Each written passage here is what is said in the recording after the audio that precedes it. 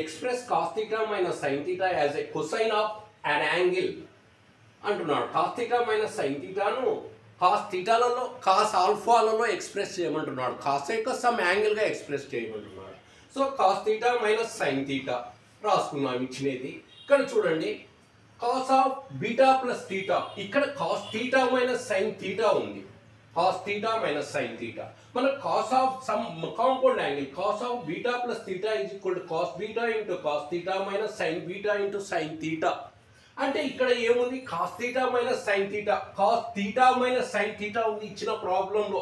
ఈ ఫార్ములాలోకి మార్చుకోవాలంటే అంటే కాంపౌండ్ యాంగిల్కి మార్చుకోవాలంటే sum of two angles cos రేషియోగా మార్చుకోవాలంటే ఇక్కడ కాస్ బీటా ఉండాలా, ఇచ్చిన దాంట్లో ఇక్కడ సైన్ బీటా ఉండాలి. ఇక్కడ ఫస్ట్ అంటే కాస్కు సైన్కు ఏ యాంగిల్కు ఒకే వాల్యూ వస్తుంది, ఏ యాంగిల్కి వస్తుంది కాస్ 45 సైన్ 45 1/√2. అంటే ఇక్కడ 1/√2 కనుక ఉంటే మనకు ప్రాబ్లం వచ్చినట్టే.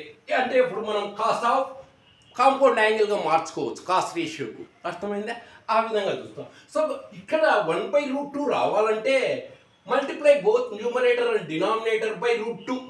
√2 చేత మల్టిప్లై చేసి డివైడ్ చేసినాం దీన్ని ఇచ్చిన దాన్ని.